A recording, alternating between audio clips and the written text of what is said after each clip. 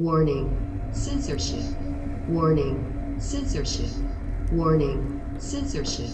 Warning. Oh, hey everybody, Ezra Levant here. How you doing? I'm just sitting here in our world headquarters, getting my laptop open for another live stream. I sure do like doing these live streams.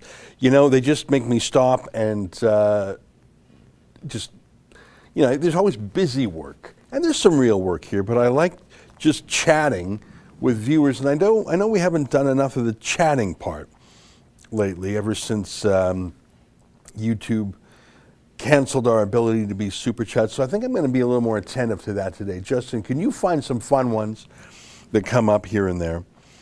And because that was what I really enjoyed. I enjoyed the banter, you know, with folks. And I'm very mad at YouTube for, without any reason, demonetizing us. But I do acknowledge that that is what's forced us into this new world of discovering YouTube alternatives. And so, in fact, I just want to tell you what my screen on my laptop looks like right now. I do have, I have 4 windows open. I'm just telling you. The first one is on the YouTube channel, where we have 1.46 million subscribers. And I'm frustrated that I can't get to those folks except through the awful people at YouTube. But we will continue to stream on YouTube until they cancel us, which I think could come this summer. So I'd like to say hello to the 273 viewers who were there already. And I love you. It's just that I don't particularly like the way that our middleman, YouTube, is treating us. I'm delighted to be on superu.net. And SuperU is a Canadian competitor to YouTube. It's very young. It's only been active for about a month. And it's superu.net, and their tagline is free speech channel. So they're built with an architecture of resisting censorship. And they've got the chat function, which I think they call SuperU Shouts. So you can watch us there. We're also on Rumble, which is a Canadian video service.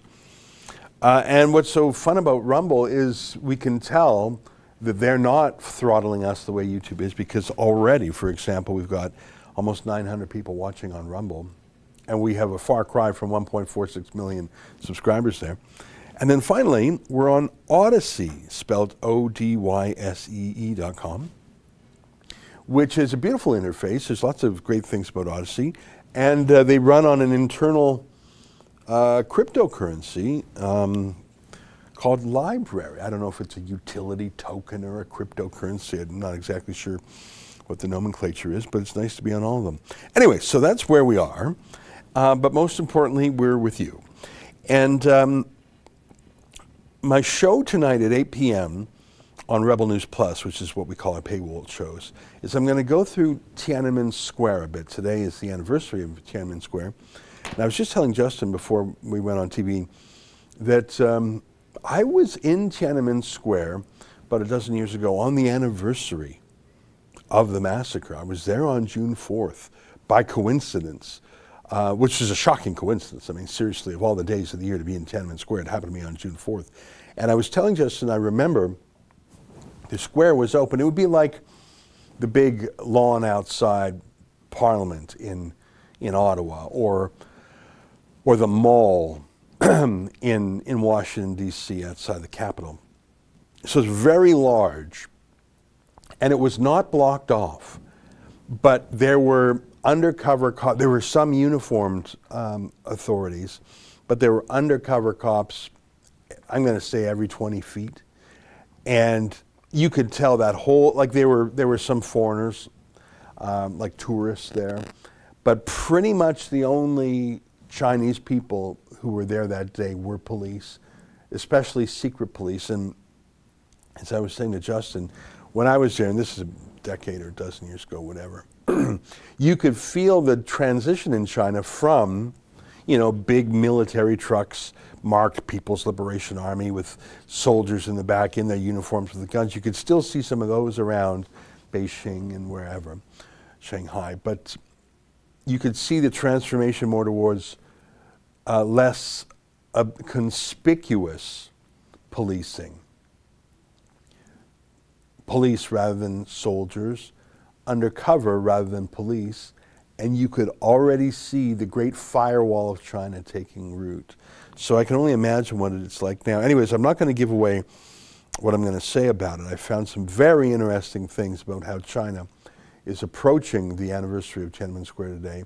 Their belligerent tone, it's shocking. I'm going to cover that tonight on my show. We call it Rebel News Plus, and I invite you to subscribe. Just go to rebelnews.com and click subscribe. It's $8 a month. Pardon me. So I'm going to pay close attention to the chats that you send me. So just I'm going to rely on you to select good ones. I'll get started here on Super You. Annalisa says, reading Sheila's tweets this morning, that Judge Rook is a leftist knob. Well, thank you for that. Sheila has had a very busy week covering different court cases in Alberta. We are very active with our Fight the Fines project in Alberta. We have several law firms active. Earlier this week, we were in a 3-day constitutional challenge to the federal quarantine hotel COVID jails, as we call them, at the airports. And we had 2 lawyers in court, Robert Hawks and Sarah Miller. And from what I could tell, they did a great job. Sheila was live tweeting that. Sheila's been doing other trials this week too. I think it was, why don't we go to her page and just read through something? Why don't we do that? And then other things I want to cover today. Pierre Poilievre just slicing and dicing Mark Carney again, just wonderful. A shocking and very frustrating video from Australia where our friend Avi Yemini had police visit him at his home. I want to talk about the Sky Palace scandal in Alberta, which really bugs me. And we've got some Fauci stuff today too. So there's a lot of stuff going on. And I want to tell you, we've got some new merch. I don't talk about merchandise enough. I mean, I suppose I should wear it, but I wear this jacket, and I usually wear like a shirt that I mean, I could have a tie. David takes all my ties, but so I don't wear a lot of merch. I know our other talent does because they typically don't wear a jacket like this. Sheila wears merch almost every day. Avi does because they look great in it. Can we go to the store? There's a lot of different ways to get to the store. You can just go in through our main website. It says store there. Yeah, let's scroll. I want to show people now that hat, that Rebel, that plain Rebel hat, or that we got shirts and everything with that. I think that's a classic. That's a good one. COVID 1984, the socialist distancing. Avi wears that. Make Canada great again. Patriot. We got some good ones. You know, someone's talking about tech censorship. What are some of the other themes? We've got some Arthur ones. You're scrolling down, appreciate that. What does that one say? Save Arthur. That's Arthur Pawlowski. That's how you spell his name. That's the Polish version. And Save Arthur hats. That's pretty cool. I like that one with sort of the written script there. Are there any more? Do we have any Fight the Fines merch? There's Arthur, Rebel with the Bitcoin B. I like that. I like that. That's a fun one. There's so much stuff in our store. I got to spend more time in it. Fight the Fines. Is the word fight there? It's a little hard to see. It's in black. Got it. Fight the Fines. We got to make that a little easier to say. All I can see is the fines. I think we got to tweak that. Anyhow, there's so much stuff there. There's the Arthur stuff. There's what do these ones say? I am exempt. Yeah, those are good ones. I know. I like our store. I like our store. I like the big, if I had to tell you my favorites, they would be the Bitcoin B in Rebel and the one that just looks great. Just says Rebel, white on red. It's a hat, it's a shirt, it's a hoodie. I think it's also funny when Avi Yemini wears the socialist distancing hoodie or sweater. I think that's socialist distancing. I find that very funny. Anyhow, we got, as you can see, we got about 20 different things on there.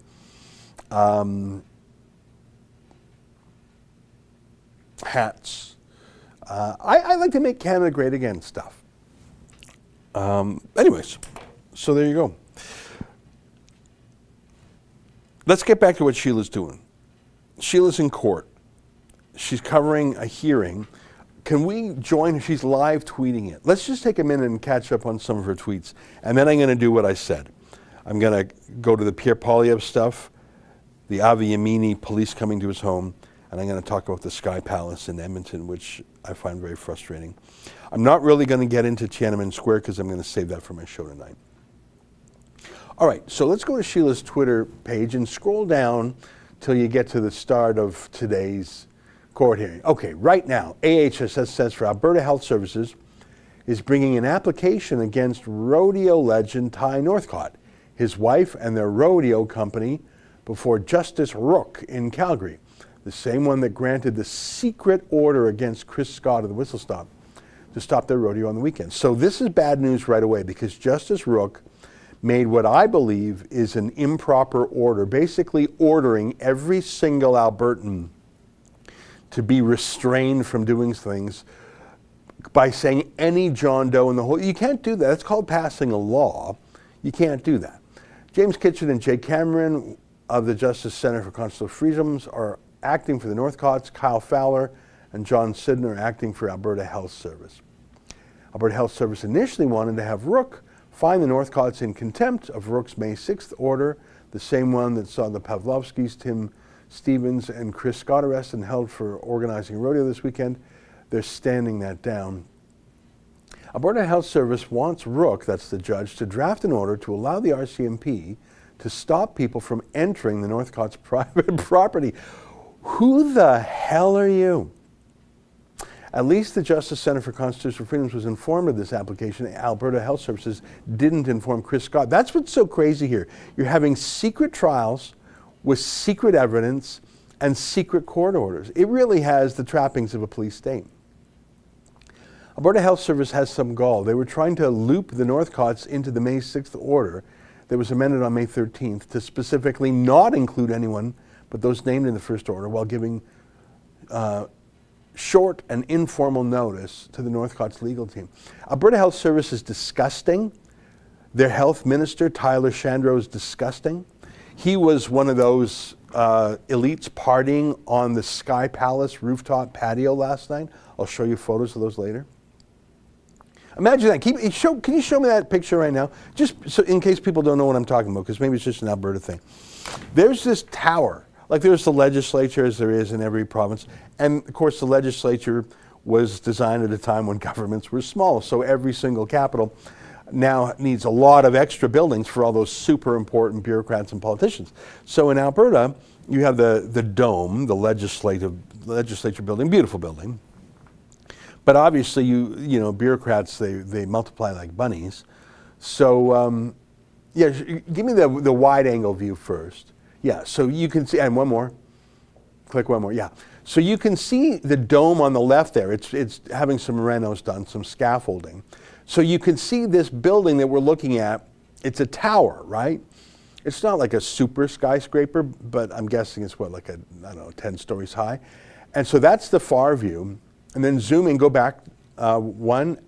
So that looks like a lovely, I mean, talk about a lovely way to have a pleasant spring evening. Am I right? Like imagine the view from up there.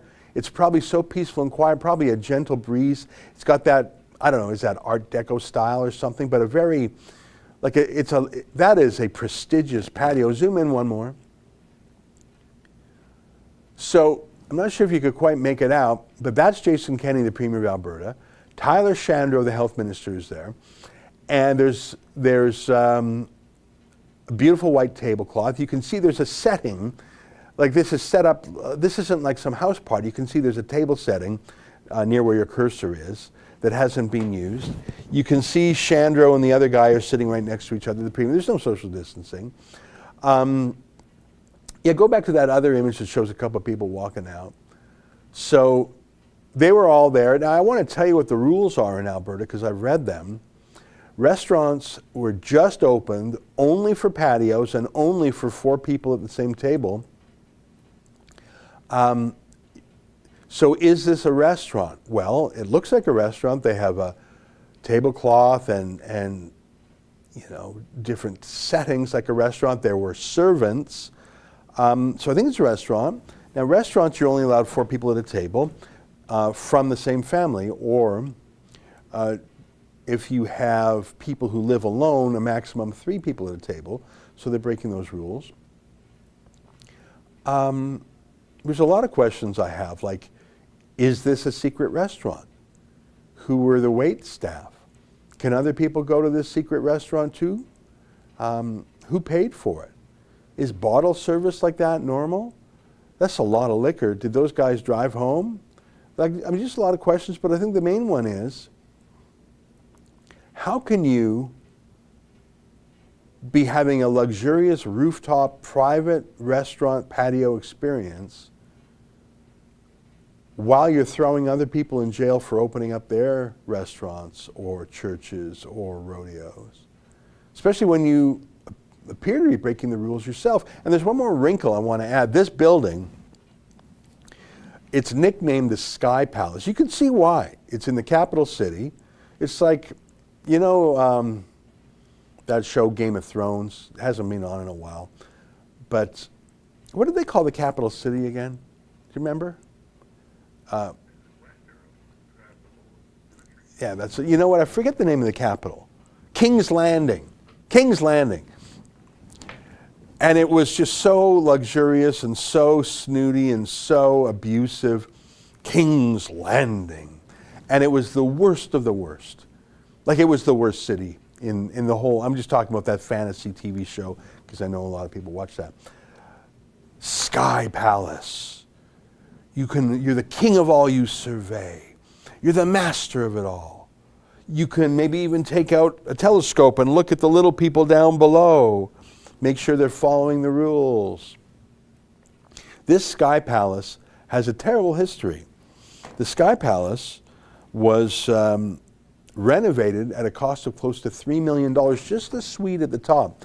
It was when former Premier Alison Redford wanted a secret apartment for her and her daughter right there in the legislature area. Imagine that, $3 million, luxury, rooftop patio at taxpayers' expense in the government building. Like, just holy moly, that is pure King's Landing arrogance. That was one of the final straws that had the Progressive Conservative Party of Alberta thrown out after more than 40 years in power. And it's one of the reasons why the Conservatives fell apart there and they were reconstituted as the United Conservative Party. So it's not just elitist, arrogant, luxurious, dining and whining on the public dime during a lockdown when others are being jailed for it. It's in the very palace that caused the last government to fall. And you're going there and you're saying, well, it's okay when we do it? Nah. All right, let's go back to Sheila's tweeting. I wanted to refer. So I wanted to tell you, AHS, Alberta Health Service, the Alberta Health Minister was one of the guys. He was the guy wearing the tie, I think, in that photo. So you've got the health minister at an elite rooftop, private restaurant, patio, luxury experience, bottle service, while he is directing his lawyers and bureaucrats to arrest, prosecute, and jail people for having a church open, having a restaurant open in the case of the whistle stop, having a rodeo. Well, let me put it this way, we have literally hundreds, absolutely hundreds of cases in our fight to fines. Let's put Sheila's tweets back up. I'll read a little bit more. Now Alberta Health Services wants Justice Rook to recreate the order they got against Chris Scott that resulted in his incarceration for 3 days. to this time apply to the Northcots. So a separate order, nearly identical to the prior one, specifically naming the Northcots. So to be clear, Premier Jason Kenney is boasting that the Calgary Stampede is going to be go-ahead. But his health bureaucrats are currently trying to stop a small-town rodeo from proceeding under threat of incarceration to the organizer and his cute little wife. She was so funny, isn't she? Northcots should just hold their rodeo atop the friggin' Sky Palace. The rules don't exist there. Ain't that the truth, Sheila? Imagine the absolute out-of-touch cluelessness of the government after ministers were caught breaking their own health orders during a fancy white linen booze fest in the Sky Palace, now dragging a rodeo legend to court to stop an outdoor event tomorrow under threat of jail. Rook is obviously the favorite judge of the Alberta Health Service. Rook says rodeo is obviously a sporting event. Asked if the rodeo left the horses at home, could they proceed as a political event? What? Fowler of Alberta Health Services says there are special provisions for protests as long as they abide specific measures, socially distant, masks outside, etc. Okay. Cameron is now making submissions that the rodeo is a protest. The marketing materials say so. Follow the science. The Rona won't get you if you're protesting outside, but it will get you if you're on a horse while simultaneously disgruntled by politics. Yeah, this isn't science. This is BS. Rook just said that our constitutional right to protest is subject to health orders. Cameron said it's the other way around. Health orders are subject to the Constitution. That's incredible that the judge said that. Cameron, there's no evidence before you that outdoor transmission of coronavirus occurs. Cameron, and that's the JCCF's lawyer. There are several constitutional challenges to the health orders winding their way through the courts. The court should take judicial notice that the Premier and his senior ministers were photographed breaching the public health orders. Cameron, Constitution presumes liberty, and I would expect the court to do the same. Isn't that the truth? For a judge to say, no, health orders are the default, and if there's anything left in your Constitution afterwards, you're lucky. Fowler for Alberta Health Services says that since the Northcots are charging gate admission to recoup their costs, that it's not a protest and thus not allowed to go ahead. Oh, you see, because the virus knows. Fowler, past behavior is indicative of future behavior. Northcots held an event already in breach of the health order. Cameron, those allegations are contested and have not been proven. Justice Rook is granting the Alberta health order against the Northcots. He incorporates evidence affidavits that are applicable from the Scott order. Rook rules the event is not a rally but a rodeo. Rook is making his order prohibiting the rodeo applicable to the Northcots, their corporate entity, and the attendees with notice of the order. Rook says we can express political views by Zoom.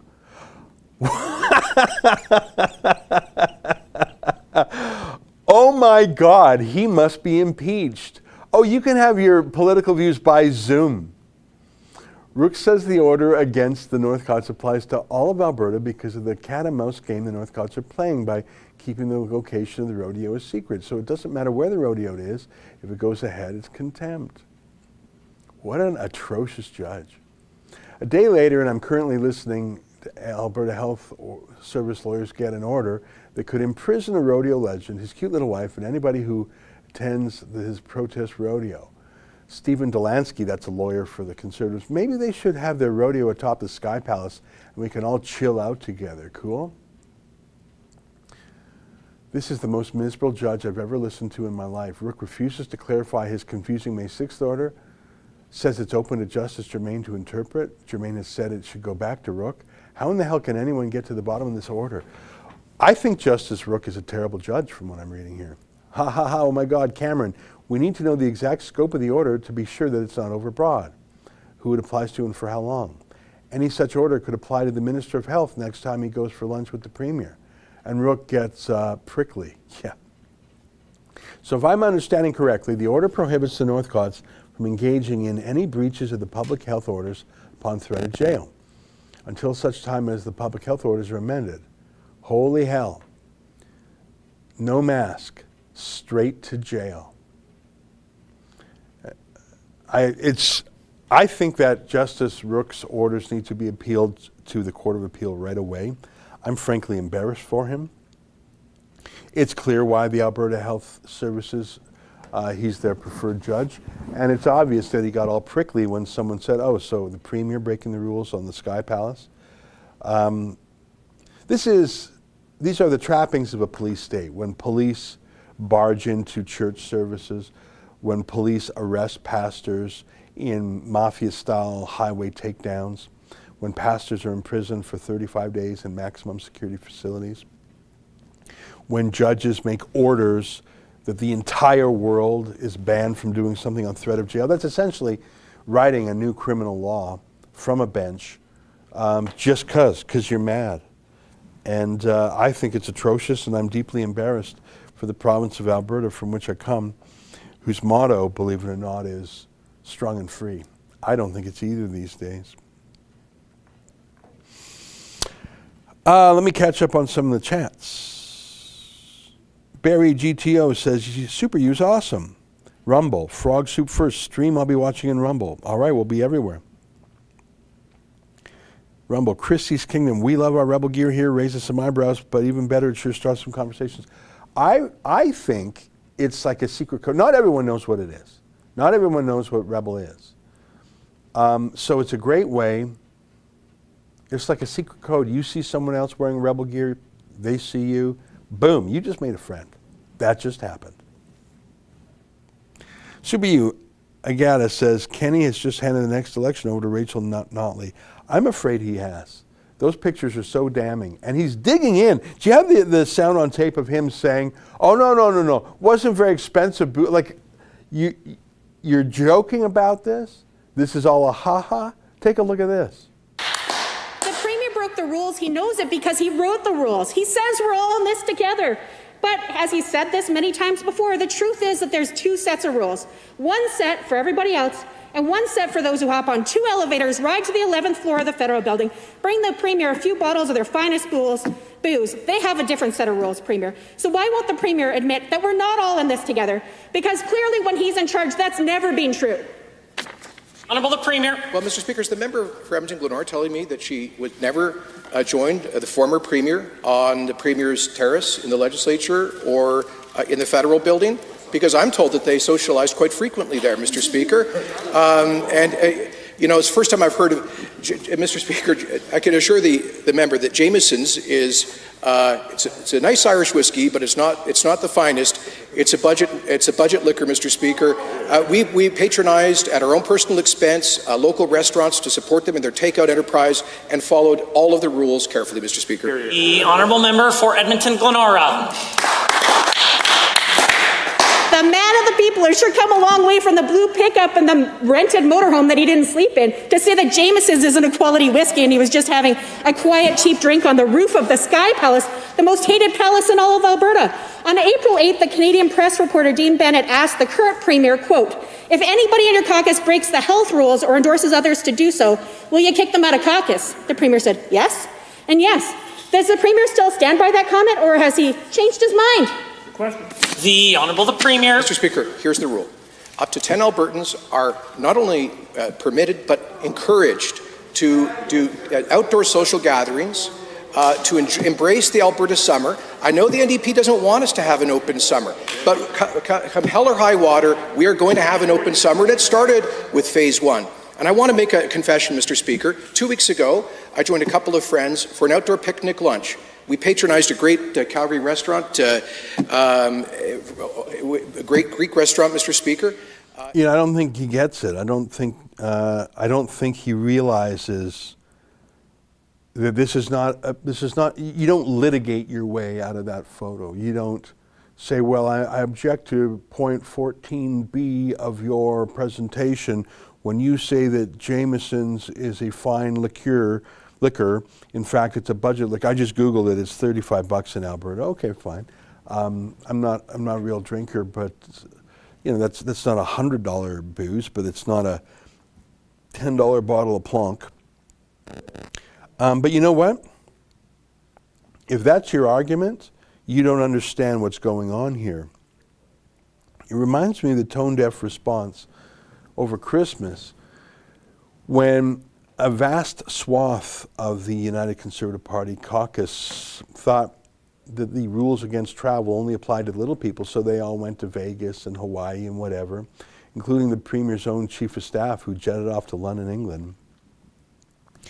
The response to that is not to say, well, he flew economy class, I don't know if he did, or to say, England's a very nice place, or we like England. That's not the response. The response here is not, well, you use the Sky Palace too. That's not the response, because the point is you're throwing people in jail for doing the same thing. That's the point. It's not, is the whiskey $35 a bottle or $70 a bottle? That's not the point. It's not, did someone else in an earlier time use that Sky Palace too?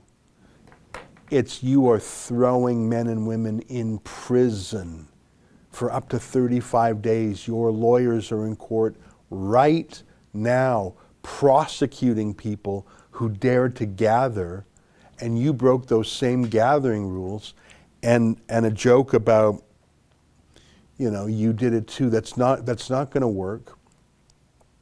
And by the way, when you make litigation style responses like, well, actually I was patronizing a local restaurant with takeout. Well, now those are more facts that need to be chased down. Were you really? Did that white linen setting and the waiters, did they come from a local takeout restaurant? Is that really what happened? Did the bottle service come from there? Now we're hearing a story, and I don't even know. I mean, again, it will not work as a political defense. It's a legalistic reply, but I don't even know if it's true. I think that image, I mean, I can't believe they did it after Aloha Gate blew up in their faces, but it's the same tone deafness saying, oh, no, you see, technically we're fine. Well, I don't believe that, because I read the rules on outdoor patios, and the maximum is 4 people. From the same household, by the way. So trying to litigate your way out of it, I don't think they succeed even on that level. But this is not about litigation. This is about a photo of them at King's Landing looking down at the peasants, breaking their own rules. And I absolutely despise the NDP, especially that atrocious MLA who asked the questions there. But Jason Kenney's going to lose it. He's going to lose the election. I can't even believe it.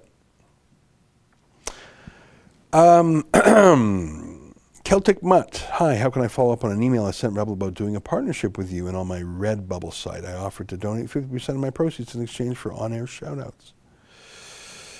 Why not send an if you know what? I'll have to look for that email, and I'll send it to someone on our team to look at it. I don't know if that's the kind of deal we would do. I think we would just maybe sell ads or something, like sell a readout. I don't know if we would do it as a percentage of something. I think we would just, we don't really do a lot of that stuff, but I take your point. That is sort of like a super chat, isn't it? Let me say I'm open to the idea. Send it again to info@Rebel News, and we'll take a look at it. I didn't see that email myself. Cullen says, I love the Rebel store. Sweatpants would be great with Rebel on the leg or the back. Shout out to Justin. He's not ready with the guitar. All right, well, I'll pass on your suggestion with the sweatpants. Celtic Mutt gives a link to his site. Thank you for that.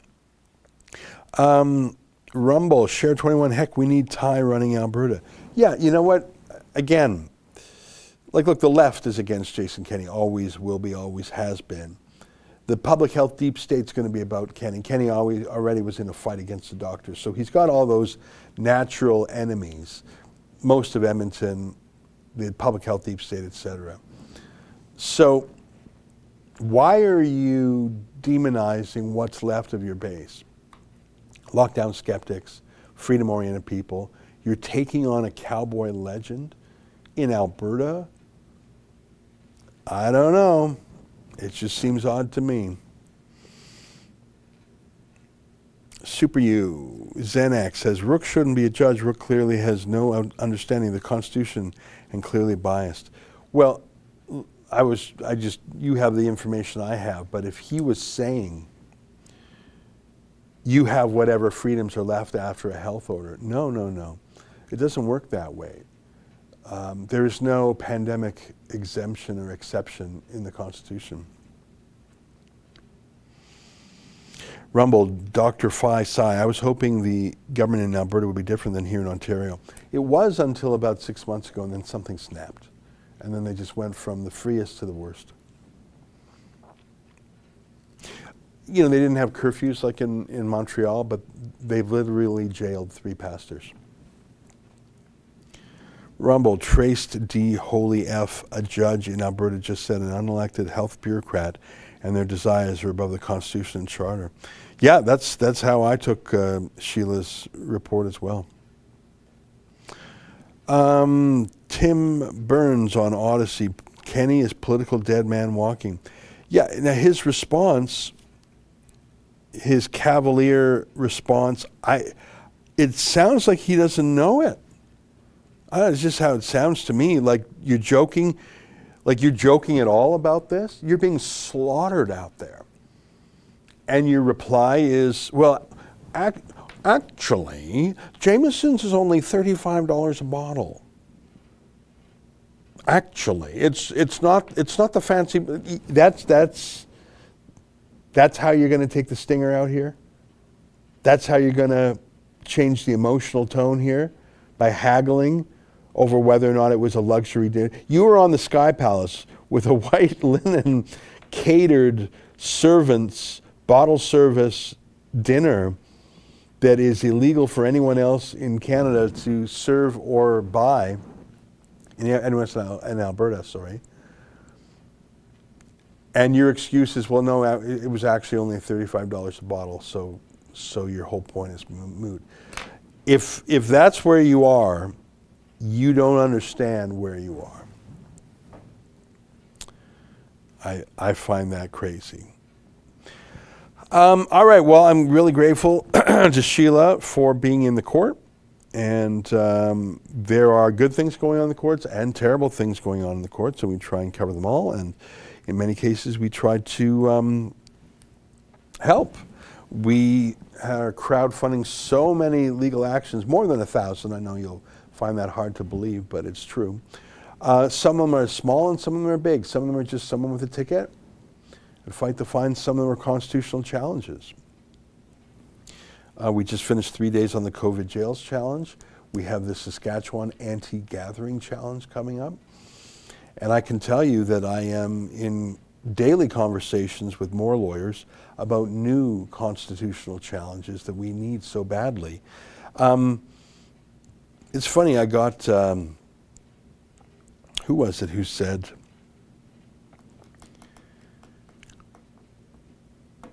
someone said to me, you guys are ramping up your lawyering just as the lockdown is being eased. And I thought, where are you? The lockdown's being eased? Here in Ontario, they just banned school for the rest of the school year. Yeah, they're allowing some of the millionaire lockdown class to go to NHL games, but sports are still banned. Oh, you're allowed 4 people at a patio in Alberta? Oh, yeah, wow, woo, we're free. They're literally in court today prosecuting a cowboy for wanting to have a rodeo. Where are you where you say things are free again? Is there a place in all of Canada where you can go into a restaurant? Is there a place in all of Canada where you can go into a gym? Where you can go into a barber shop? Where you can, like, I can't remember who it was. It was someone thoughtful and friendly who said, oh, that's weird, you're lawyering up when things are getting, where are things getting easy? Okay, they ended the curfew in Montreal. That's because they couldn't enforce it. It's so lovely, Montreal springs and summers. I mean, basically you would have 1 million people a night violating the curfew, and so police would either break themselves on the public trying to arrest them all, or just morally discredit themselves. The reason why the curfew is lifted in Quebec has nothing to do with anything other than all of Quebec is going outside because it's a lovely summertime. And as you know, we're in the Northern Hemisphere, but in June, that means that the sun is up to, what time does the sun set these days? Like, I can tell you with exactitude. Montreal is actually a fairly south city, but here in Toronto, sunset is 8:55 p.m. tonight. The reason I tell you that is there is just simply no way that you could enforce a curfew on that. In Calgary, the sun sets at 9:45. I won't go through them all, but I think it's a laugh to think that those, 9:56 in Edmonton. That's why the curfew's being lifted. It'll be back in the fall. You doubt it? Do you doubt that, they'll let school start in September, then they'll have some outbreaks, and then it'll be flu season, and they'll talk about the Senegalese variant, or the Mongolian variant, or the Bolivian variant, and there's 200 countries, so they'll be able to go through quite a few variants. All right. We talked about the Sky Palace. Had some photos. We read through Sheila's tweets. That Justice Rook saying health orders tell you what freedom you have, it's just appalling, and I'd want to see that. But the Premier of Manitoba, who calls himself a conservative, he said something even dumber. Do we have that clip of Brian Pallister? Here, take a look at this. To anyone who's thinking that they should break the public health orders, that I've come up with an 11th commandment, which is obey the public health orders. And I would encourage everyone to make sure they do that. Yeah, you're not Moses, and you're certainly not God. You're a politician. And in fact, if you're going to be referring to the good book or a commandment, you know me, I like my King James Version. What's the phrase? Put not your trust in princes. So imagine being someone who would actually say, yeah, a politician invented a new, that's Psalm 146:3. Put not your trust in princes, nor in the Son of Man, in whom there is no help. His breath goeth forth, he returneth to his earth. In that very day his thoughts perish. Happy is he that hath the God of Jacob for his help, whose hope is in the Lord his God. Or, as I said, this those first 6 words, put not your trust in princes. Don't trust politicians. They will always let you down.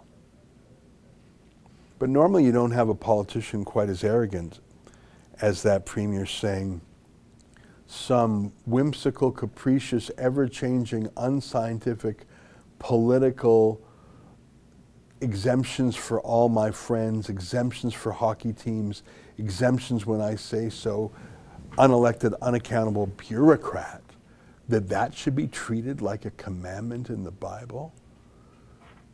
You blasphemer. You idiot. What an awful man. In the United States, of course, Anthony Fauci is absolutely self-destructing. A trove of hundreds of his work emails were released under Freedom of Information laws, and it shows him not only flip-flopping, but basically saying whatever he thinks is political expedient in the moment. I did a show on it the other night, so I won't repeat that, but he was giving encouragement to his Chinese counterpart, saying, hey, don't worry, everything's going to be okay. Saying that to his Chinese counterpart. I thought that was very odd. And he was panicked about something that a phrase I hadn't heard until about a couple weeks ago. Have you ever heard that phrase, gain, G-A-I-N, gain of function, gain of function? What's that? That's a made-up phrase. It's a phrase that's obviously engineered to hide meaning, not to show meaning. Gain of function is what devils use to describe biological warfare research. If you were to say, hey, can I have, I don't know, a grant of $600,000 so I can take a bat virus and see if I can engineer it to be deadlier and to, be transmitted through the air. people would say, are you crazy? You want $600,000 for biological warfare research into viruses? Are you mad? But if you rephrase it and say, no, it's just gain of function research. We want to know what happens if the virus suddenly gains these new functions. We don't say the word warfare. We don't even say the word biology or virus. We just say gain of function. Who could be against gaining functions? Gaining is good and functions are great. So Anthony Fauci, of course, gave $600,000 through a middleman to the Wuhan Institute of Virology for research that he didn't personally supervise. So yeah, he was a little panicky when those early reports came out about the theory that perhaps the virus came from the lab. Here, we have both the National Institutes of Health Director and Fauci himself. Why don't we start? We have the Fauci one handy. Okay, let's take a look at that one right now. There was an email on April 16th, an email exchange between you and NIH Director Francis Collins. The email sent to you said conspiracy theory gains momentum. And this, again, was the idea of the lab leak. Those emails, though, as you can see on the screen, or I can see on the screen, was all redacted between you and Francis Collins. Yeah. Do you happen to remember? Do you remember John, what was in the email? John, they only took about 10,000 emails from me. Of course, I remember. I remember all 10,000 of them. Give me a break. But to be clear, you're saying you don't remember, or you can't tell us what was in the body of that exchange. I don't remember what's in that redacted, but the idea, I think, is quite far-fetched that the Chinese deliberately engineered something so that they could kill themselves as well as other people. I think that's a bit far out, John. Of course, I don't remember what I said. Yeah, you don't think I remember, but it's crazy. I mean, we all know the Chinese Communist Party would never kill other Chinese people. That's far-fetched. And, of course, that's not the only alternative. The alternative is that they were working on it to kill us, and it leaked by accident because, these things happen at labs. So you saw the false dichotomy. Either it's far-fetched, it would never happen because they would never kill themselves. Yeah, that was the accident part. But I think he's a wicked liar. He gave $600,000 in gain and function research. So I don't think the leak part was necessarily intentional. But did he just say that China would never do anything that would hurt their own people? Has he not heard of China's history? Now that's Fauci. I think he's in trouble. It wouldn't shock me if he was Jeffrey Epstein one day. But the National Institute of Health Director was asked about these. Actually, he was asked about the origin of the virus too. Here's how that went.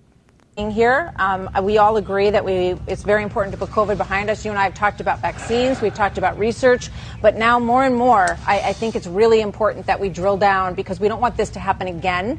And we have seen other viruses that came from lab leaks. I think that is also something that wasn't widely discussed at the beginning of this. So I think there are a lot of questions about the relationships and why we weren't asking tougher questions early on from our medical professionals. I agree we need to get to the bottom of this, but gosh, you and I just spent a whole bunch of minutes here talking about some issue that we need to get an answer to, and meanwhile people are still dying from COVID-19, and we didn't even talk about the ways to get to an end to this with vaccines. So please, could we have a bit more of the focus on how we're going to save lives while we're talking about how this all started? We need both of those, don't we? We have put a lot of time into that, and I think the questions about the origins of this are not going away, Dr. Collins, and I think we...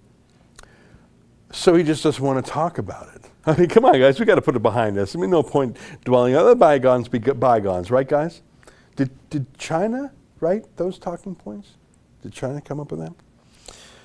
Yeah, I think that the entire mainstream media, as well as Facebook, YouTube, all the social media censors, they knew that they had to protect China because if China was to blame, that would politically be the advantage of Donald Trump, and they had to destroy Trump's presidency. And I think more than anyone else, Fauci did that. Let's stop talking about that now and shift to two last things, because I want to get through them. I think I showed you the other day Pierre Poilievre, who I think is the only possible leader for the Conservative Party of Canada right now. Absolutely slicing and dicing Mark Carney, a globalist, environmentalist, liberal politician, bureaucrat, bankster. And I just want to show you this, and I wish Pierre had run for leader, and I hope he will in the future. Take a look at this. Have you advised any ministers in the government, their staff or deputy ministers, since September? Advised. I have been asked questions from time to time by ministers and deputies. Yes. About climate finance. Have you talked to them about that? I have talked to some ministers about climate finance. I would Since remind September? if I would. Since September. Well, I am the UN Special Envoy for Climate Finance, and I've spoken to ministers, deputy ministers, leaders. Okay, since September? I would add.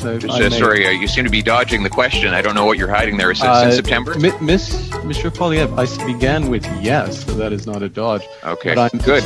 Then you've answered the question. Have you contacted the lobbying commissioner to find out if this is in contravention of the rules? Given that you do stand to profit off of the policy decisions in this area, you are part of a company that could potentially make financial gains from the massive subsidies and other government policies that you profited from at a provincial level. Have you checked with the lobbying commissioner? Madam Chair, point of order. Yes, Mr. Carney, you do stand to profit off of these policies, and yet you are regularly intervening and influencing the decisions of ministers, deputy ministers, and you've done so since you became an executive at Brookfield. Did you register, yes or no, your interactions with the lobbying commissioner? I'm sorry, I'm not going to have the premises to that question, Stan. I do not intervene. I do not influence. I would remind the members. Did you register? I would remind that I am an envoy of the United Nations, an advisor of the Right, UK another Prime conflict Minister, of interest. with respect to COP26, and that the United Nations and the UK government. Did you register to lobby, Mr. Carney? Yes or no? If I may be allowed to. If I may, no. I have testified. Did you register to lobby? To Parliament. Did you register to over lobby? My career, I'm normally. Did you register to lobby? Answer the question. Madam Chair, Did you register to point lobby? of order. Did he register to lobby? I represent the United Nations. I represent the UK. Did you register to lobby? Yes or no? We have a public Point of order, Madam Chair. Strategy. I would like Point to of order. answer the question. Yeah, I guess that's a great idea. Your company says that it seeks to make profit off of these so-called green investments, which usually mean government subsidies. So you have a financial interest in these policies, sir. Your bonus is probably tied to them. Did you register to lobby the many ministers, deputy ministers, and staff that you contacted since you took this job? Yes or no? I don't lobby, period. Unfortunately, that's... What a slippery liar Mark Carney is. I've never seen him being held to account like that. What a shame that we don't have an independent media in Canada. They're all on the teat of the government, either directly, like the CBC, which is larger than the rest of the private sector media combined, or they're rented. They're either bought, like the CBC, wholly owned by the government. TVO is owned by the Ontario government, or rented, like most newspapers in Canada are, part of Trudeau's $600 million rental program. Because that kind of questioning is something that I would love to see done by a real reporter, but they're just sort of, oh, tell us how wonderful you are, Mr. Carney. And Pierre just nailed it. Oh, I'm a UN envoy. Oh, I'm an expert in these things. All right, but you're also a big boss at Brookfield, and you're selling these things. Did you register to lobby? He wouldn't. I mean, now the thing is, the trick there is you don't actually need to ask Carney if he registers to lobby, because there is a lobbyist registry, and I think it would take 30 seconds to find out that no, in fact, he had not lobbied. But the fact that he's such a weasel and a dodger and a weaver, I think, was the point Pierre was trying to make, and I think he made it splendidly. All right, so I've saved the best for last. Avi Yemini, of course, was our Viewer's Choice Award last December for Best Rebel. It's hard to choose. We've got so many great rebels. Everyone's wonderful in their own way. But we put it to a vote. Some people would say, well, Avi got the entire country of Australia voting for him, whereas our Canadians, divvied up the Canadian vote. Well, listen, I think you got to acknowledge that Avi Yemini is outstanding at journalism, street journalism, thinking on his feet, knowing the law, not backing down, speaking truth to power, and running circles around the mainstream media. I think he does an outstanding job for us. In fact, in addition to winning the Viewer's Choice Award, he won the Best Builder Award for building Rebel News so strongly down under.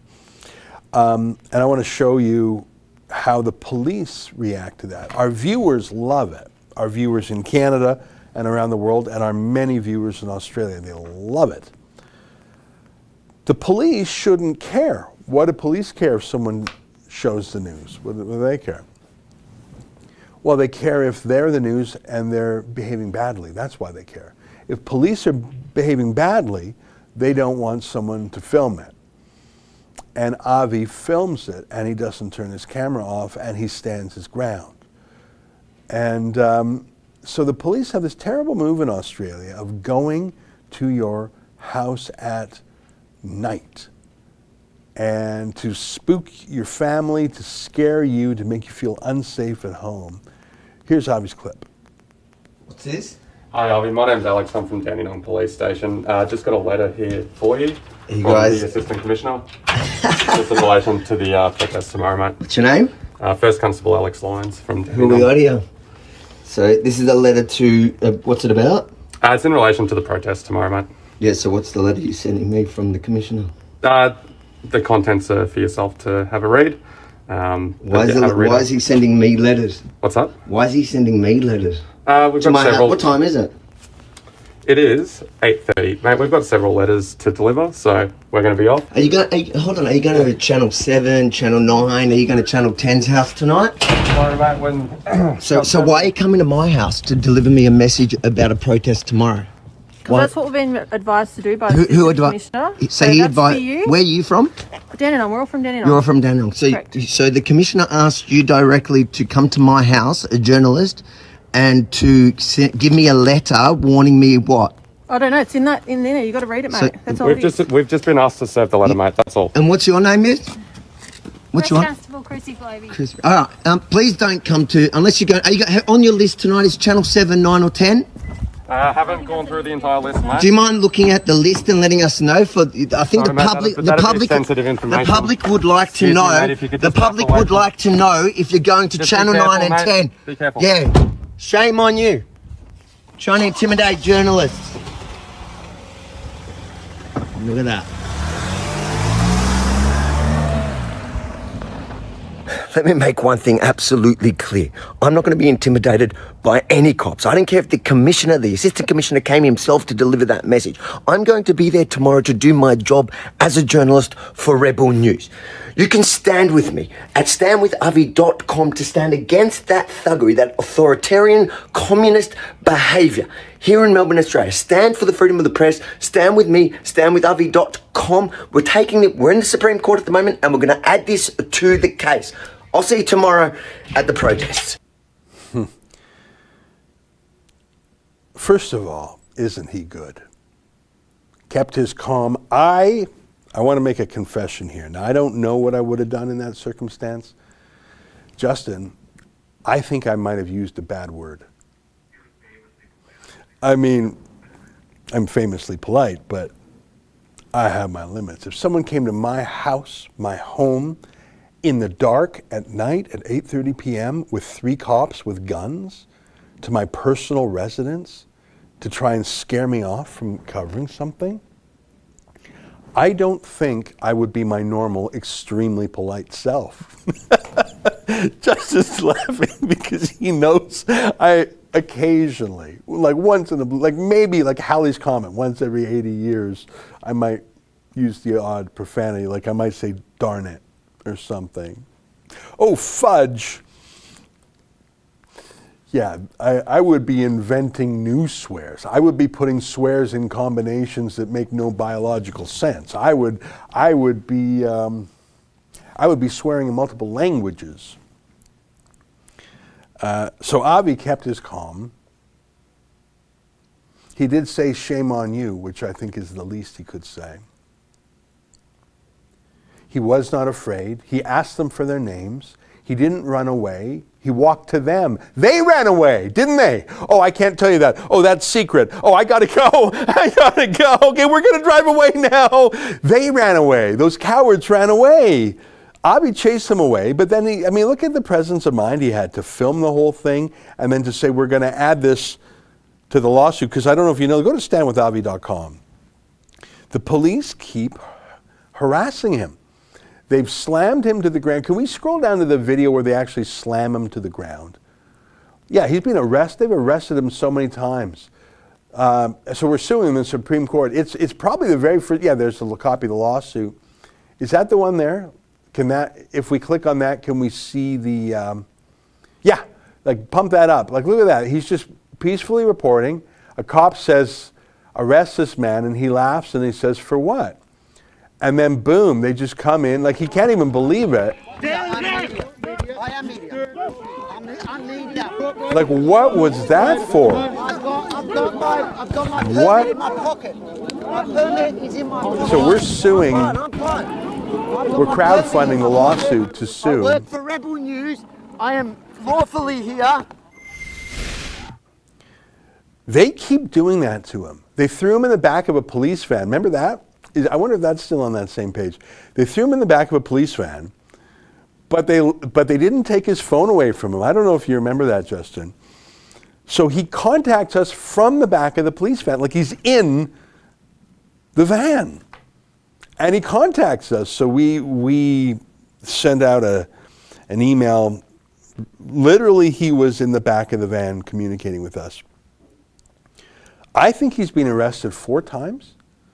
And his video on the weekend, do you think you could get to that one quickly? Oh yeah, look at this. Is there any sound?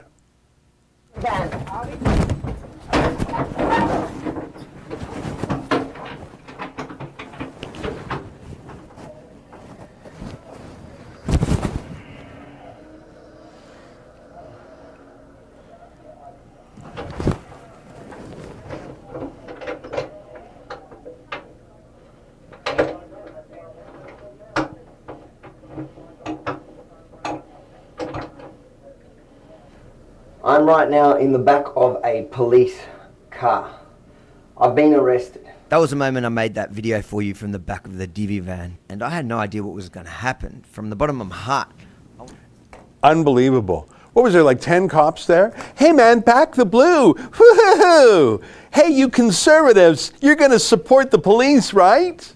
You're going to help us defend against the hard left which wants to defund us, and we'll show we're worthy of your support by rounding up independent journalists, 10 of us, and throwing them in the back of a police van. Hey, back the blue, right guys? You'll be there with us, right? We're going to throw independent journalists in the back of a police car. We're going to throw them to the ground. We're going to repeatedly harass them. We're going to go to his house at 8:30 p.m. at night in the dark to send him threat letters to come to his home, so anyone in his house is going to be scared. But you're totally going to support us police, right? Back the blue, right, guys?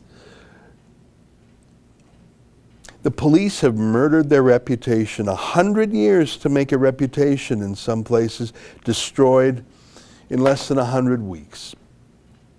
What an absolute disgrace the police of Victoria are. I should tell you, and I think you saw it briefly as we were scrolling on standwithavi.com, we have sued them. I read the lawsuit before we filed it. I think it's excellent. As Avi said, I think we need to amend that lawsuit. What a disgusting group of people. And I say this as someone, I'm 49. I think for the first 48 years of my life, you wouldn't find anyone more pro-cop than me. Unbelievable, disgraceful. Here, let's watch. Here, I mean, look at this. Look at this. This is from the other day. Take a look. Right, so come here. Yep. The mask? Yep. There you go. Put it on, please. But while we're talking on this, you don't have to. Put it on, please. The rule with. Put it on, please. So hold on. Can I just clarify the rule Wear your for mask. You're aware of the rules. Put your mask on. No, but the rule for media while they're talking on the microphone. I'm doing this, but Okay. you need to clarify Cover your nose and your face. Thank you. Like yours. Your nose and your mouth. There we are. Thank you. Like his. Like his one. We'll hold it for you. No. Okay. The virus. I'm worried. Thank you.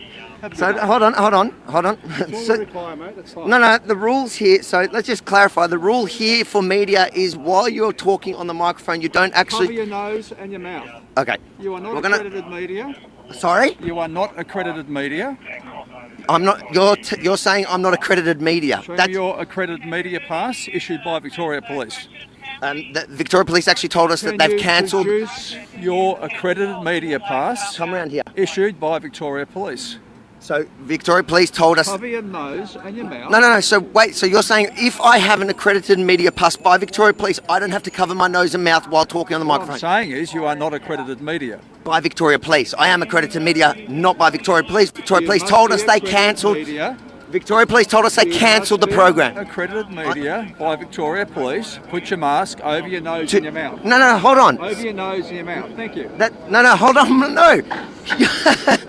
You know what? Come, arrest me. If I'm not accredited, You must cover your nose and your mouth. Not when you're reporting on the microphone. Not media, please cover your nose and your mouth with a mask. That is not an excuse to tell. What is your reason for not wearing a mask? Because I'm talking on doing my job as media. Could someone grab his name and address? My name, Avi Yemini.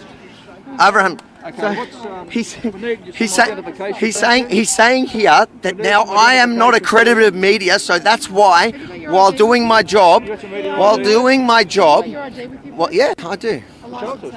I'm complying. Don't worry about that. The rules are while you're talking on the microphone, you do not What's your name? Abraham Yemini. Can you spell that for me? Avraham Yemini. How do you spell that? I'll give you my How license. do you spell that? There you go. So, we can't really see it because of the light. I've got another one. Don't worry, you're not going to trip me up, you clowns. Do you enjoy enforcing this? Let's go. No, calm down. We've got other jobs too, yeah? Do you? What, to intimidate other Victorians?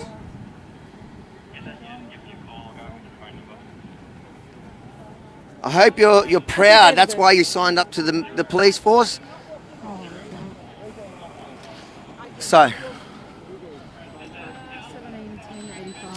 So essentially what he's saying, which the rule is actually, hold on, the rule is when I'm talking on the microphone, I do not have to wear a mask while What's your reason for being here today? doing my job. What's your reason for being here today? What's your reason for being here Don't today? touch my microphone. What's your reason for Doing being my here job. today? What's your reason here? Okay, so he'll get a ticket in the morning. Okay, mate, that's fine.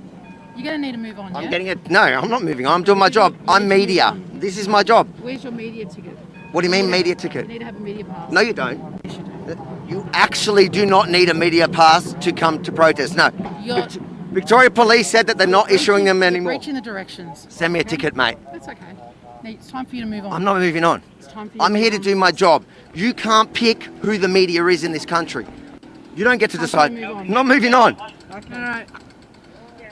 Not moving. Capture this. So, they're arresting me now here because they say they don't deem me as media because Victoria Police say that they need to issue me with one of their press cards. They get to decide who's press. And the funny thing is, I'll put on the screen now, the Victoria Police Media Department said they've cancelled that program to our lawyers. They no longer do it, so they're not issuing it. So right now, these thugs, they think this is communist China where they could tell you which media is legitimate, which isn't. Who's going to arrest me? All right. Hey, no. Am I under arrest? Am I under arrest? You've been given a direction. Am I under arrest? You have been given a direction. Am I under arrest? We're making some calls right now. As soon as we find out, we'll let you know, okay? So we Find out what? We're just trying to find out some information. I'm sure you don't mind. And can you find out about the mask rule that you guys don't actually know? That's what we're trying to find out right now. You might need to learn the Nazi laws that you're trying to enforce. This is Melbourne, Australia 2021, 7-day snap lockdown for your health. For your health. These clowns think that they can tell you which media is legitimate, which source you can get your news from. If it's not deemed okay by the Gestapo, then it's got to be out.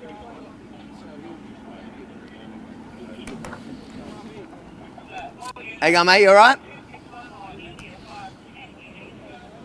All right, so we'll see how this plays out.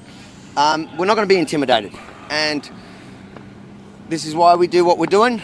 We're not going to allow any authoritarian government who think that this is communist China. This is Melbourne, Australia. This is a country of the free, or it used to be.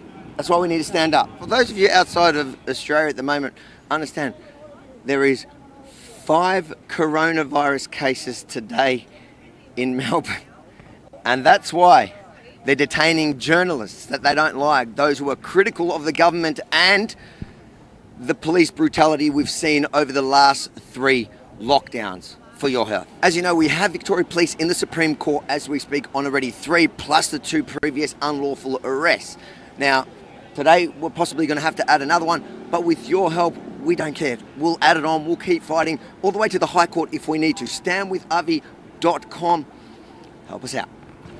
How we going? Yeah, good. We've got advice from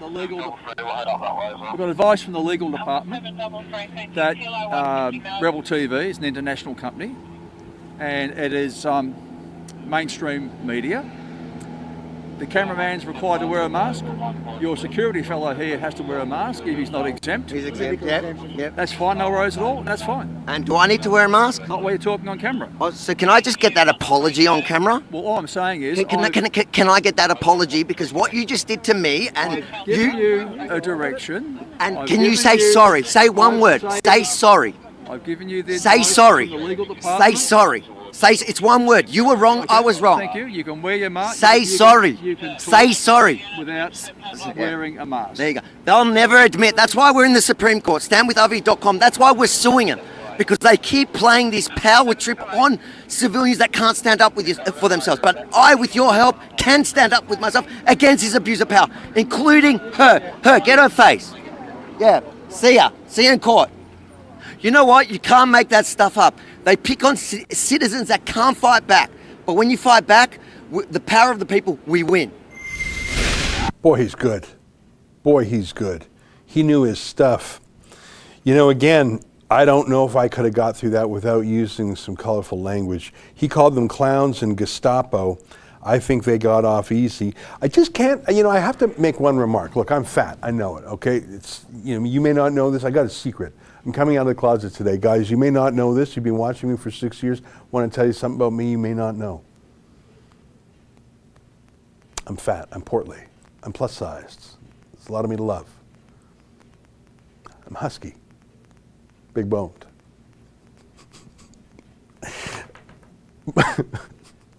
Sorry, I'm giggling. I know. It's just I'm emotional. I've never said that before, and I hope you still keep watching me now that you know.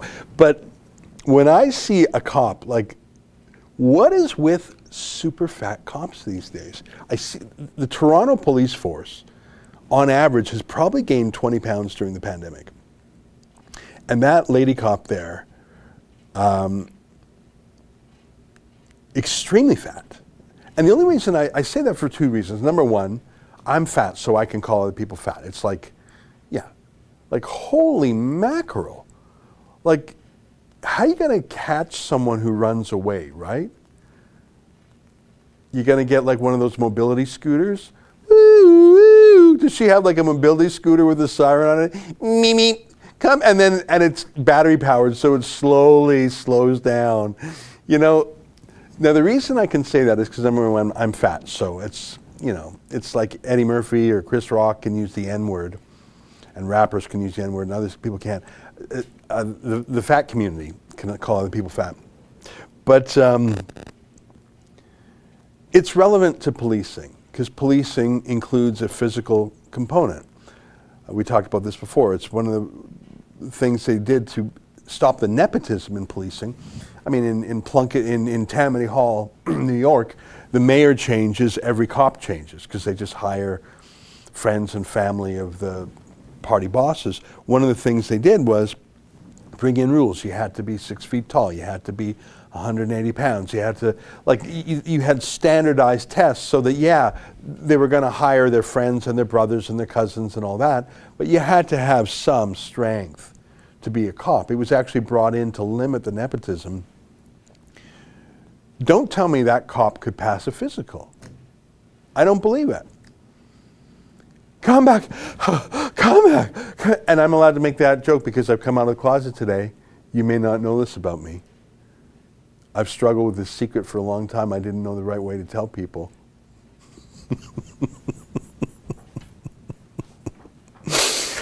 Yeah, I mean, I see fat cops and it makes me feel finally my people are accepted. There's place, I see people like me in the police force and I know that's my people. What a disgrace the police are in Victoria, Australia. What an absolute joke. Avi's right when he calls them clowns and Gestapo. Would you, if that was, why didn't he say sorry? Why didn't he? He was wrong. He falsely arrested Avi. I'm going to say he was wrong. I'm not going to say he lied. Lying implies he knew he was wrong and he insists on being wrong. Let's just say he was ill-informed. Oh, that makes me feel safe. A cop out there enforcing a law that he just made up, as if police get to determine who is or isn't a journalist. Why didn't he say, sorry, mate? How about do the Australian thing? Sorry, mate. You're right, mate. You all right? That's a bit of a British accent. Why didn't he say sorry? We can't even see his face. He's hiding his face, hiding his eyes. Like he's practically unknown. What would he care? It's like he's anonymous. Why didn't he say sorry? Fatty. Here comes Fatty. I can say that because I'm an out of the closet fatty now. Why didn't the boss say sorry? That shows he's holding on emotionally. He doesn't want to concede that he's wrong. Why? Don't we profit from having our errors pointed out to us? Not if it's Avi Yemini. They hate him so. Well, we are in fact suing them. And we're going to win. And maybe they'll say sorry then, but I doubt it. And maybe they'll have some grown-up supervision. Maybe the judge needs to give them an attitude readjustment, but I doubt that'll work. Because they're literally going to his home at 8:30 at night to scare him, but they didn't scare him. They rather were scared. They ran away like the cowards they are. All right, my friends, it's 1:17. Let me just check and see if there's any other comments. I'll read them really quick and then we'll go. Rumble, 2020 show, the bill for the rooftop meal. Yeah, I'd like to see that. Super you, Agatha, how many kids in Alberta are going without food? I don't know, but the province isn't doing well. Rumble, Corey Dory and the Ottawa variant. Yeah, there's going to be hundreds of variants. Super you, Justin Castro Trudeau, 11th commandment, unreal blasphemy at the highest level. Look, I'm not, I'm not sensitive on religious things. I'm just saying he thinks that's who he is. He thinks he's Moses or something. Super you, Fraser Bow, just put my super chat into Rebels Fight the Fines. Thank you. Rumble, Alberta separatist Pierre Poilievre needs to move back to Alberta and become the leader of Western separation. Yeah, that ain't happening. Rumble, Share 21, yes, all Rebel reporters are great. Avi's phenomenal, isn't he, though? Super you, Sweet Lou, Avi, head and shoulders above all, and I am Canadian. World needs reporters like him. Well, we're doing our best to support him. Rumble Hudson, shame on the Aussie cops. Yeah. Rumble Dr. File. Think defunding the police is idiotic, but I would be lying if I said my respect for law enforcement hasn't taken a massive hit over the last year and a half. Yeah. Rumble, Corey Dory, Ezra, you look fine. I'm taken. Despite my inherent disabilities, I managed to get hitched. Well, it's like that old matchmaking joke. Did I tell this joke on TV the other day? I think I did, didn't I? Have I got a match for your son? Who? The Goldstein girl. She's perfect. What, the Goldstein girl? She's blind. Your son, he's not much to look at. It's a perfect match. Is that funny at all? Is that a funny joke? I don't know if it's funny. She's blind. Your son, he's not much to look at. Matchmaking. All right, we got to go. Thanks, everybody. Do we have a dog video to end today? All right. Let's end with a dog video. See you later, everybody.